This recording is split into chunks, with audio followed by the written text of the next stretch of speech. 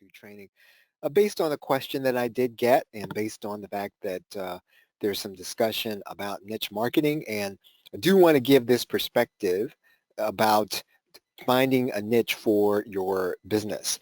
So let's go ahead and get into it. Just so that you'll know, we just released AI design tools on Saturday.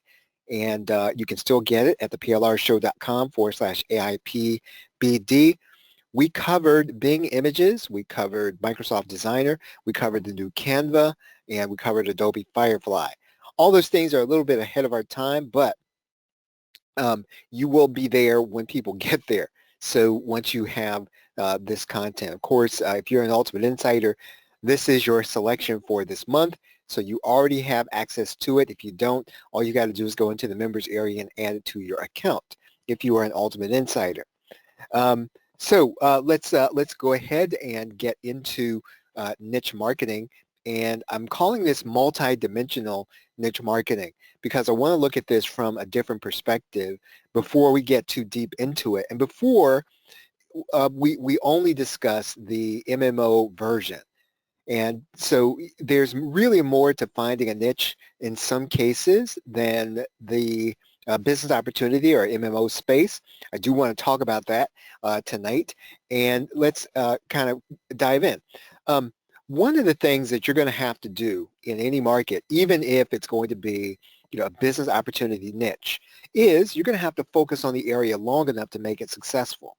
So you can find that the keywords can be right. You can find all of the all the evidence, whether it's in Amazon, whatever it is, you can find all of those things in place, but it still may not be successful for a while.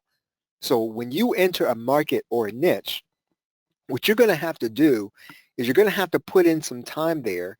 You're going to have to figure out the lay of the land, and you're going to have to make some connections before you can determine, hey, this is just not going to work, and I'm just going to go into something else.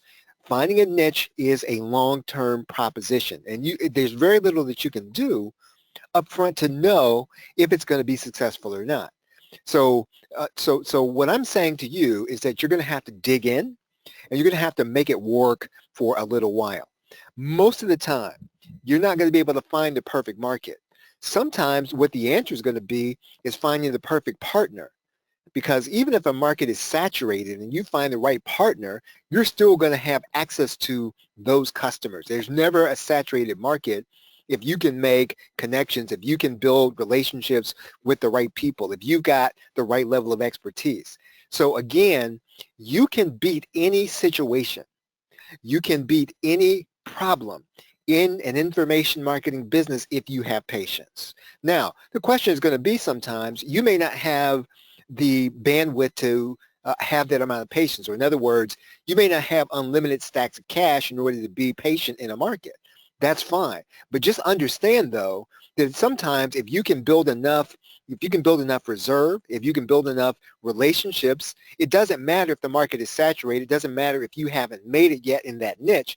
You can still be successful in a niche, even if it takes a while to get started. So if you are going into any market or niche, one of the things that you do not want to do is you are going to want to not compete on the basis of price.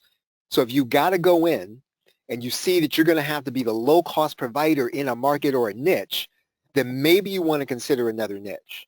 So if the only way you're going to be able to compete is you're going to provide the same thing everybody else is providing, except you're going to provide it at 10% of the cost, and you're fine with 10% of the cost because maybe that's where maybe that allows you to have a fair amount of profit. You want to be careful about that, because what you want to do is you want people to eventually come to you for the sake of your information. It's very difficult to come out of being the low-cost provider for a long time.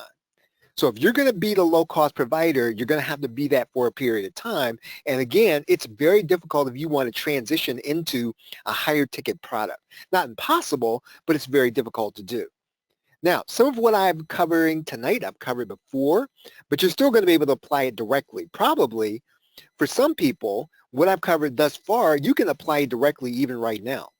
I mean, even if all you did was you said, hey, I've entered into a specific market or niche and I haven't made it, but I know now that it's just going to take some time and I might have to build some relationships. If that's all you did and you just applied that, you'd be successful with this training that we're going to be doing.